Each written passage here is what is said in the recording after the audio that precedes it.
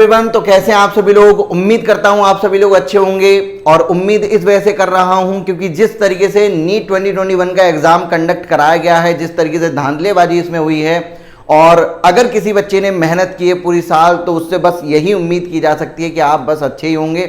मुझे तो नहीं लगता है इस एग्जाम को लेकर कोई बच्चा ज्यादा खुश है। ठीक है, क्यों? क्योंकि यहां पर जिस तरीके से आपने न्यूज पढ़ी होंगी, कई सारे शहर, पहले तो एक दो शहर की बात थी, एक ही बच्चे की बात थी, लेकिन लगातार जो न्यूज हमारे सामने आ रही हैं उसमें पता चल रहा है कि कई सारे स्टेट इसमें इन्वॉल्व थे। साथ ही साथ कई सारे स्टेट के कई सारे शहर जो है इन्वॉल्व थे।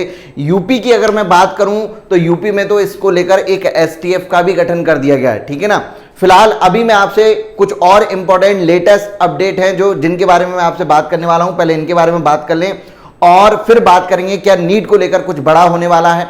आपको ये वाली न्यूज जो है वो कई जगह मिल जाएगी कि हाई कोर्ट ने एनटीए को नोटिस भेजा है और उसमें रीनीट कराने के लिए यहां पर उससे जवाब मांगा है। तो मैं आपको बता दूं, देखिए ये इसका नीट पेपर लीक होने से कोई डायरेक्ट संबंध नहीं है। ये जो याचिका है एक स्टूडेंट ने हाई कोर्ट में डाली थी और उस चीज को ध्यान में रखते हुए केरला हाई कोर्ट ने एनटीए से जवाब मांगा है। तो इसका नीट जो लीक हुआ था उससे कोई जो है डायरेक्ट संबंध नहीं है, तो आप इसको लेकर कंफ्यूज ना हो। सेकंड इंफॉर्मेशन ये है आप सभी लोगों के लिए, क्या नीट को लेकर कुछ बड़ा होने वाला है।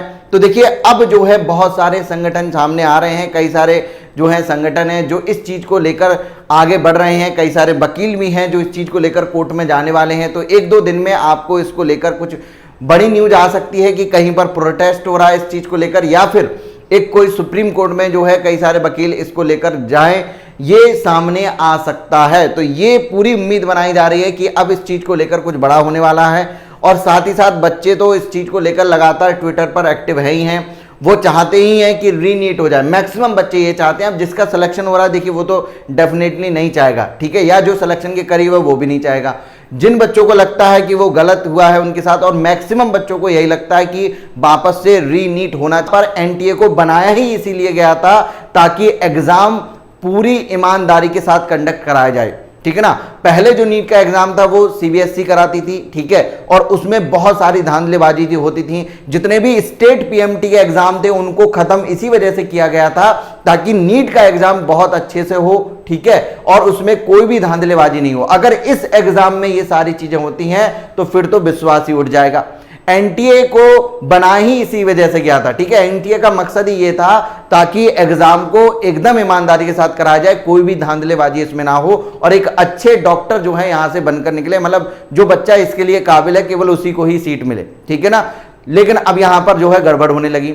अब एनटीए के जो डायरेक्टर हैं विनीत जोशी, देखिए उन्होंने क्या बड़ा खुलासा किया। जैसे ही यहां पर एनटीए की चाल यहां पर देखिए, जैसे ही यहां पर बहुत सारी न्यूज जो है वो पेपर में आने लगी, न्यूज चैनल में आने लगी, उन्होंने क्या किया, डायरेक्ट आकर सीधा सीधा बोल दिया कि नीट पेपर को लीक नहीं माना जाएगा। ये सबसे बड़ा खुलासा उन्होंने किया। अचानक से वो सामने आए, उन्होंने कहा एक बच्चे के लिए हुआ, और जबकि सबको पता है, इतने सारे न्यूज चैनल ने दिखाया कि एक स्टेट की बात नहीं है और एक स्टेट में भी किसी एक शहर की बात नहीं है, कई सारे शहर जो हैं अब इसमें इन्वॉल्व पाए गए। और अगर पेपर व्हाट्सएप पे आ गया तो मुझे नहीं लगता कि ये एक जगह तक ही रह सकता है, ठीक है ना। ये अब कहां कहां गया होगा ये आप भी जानते हैं, कितनी तेजी से न्यूज वायरल होती है ये आप सब लोग जानते हैं।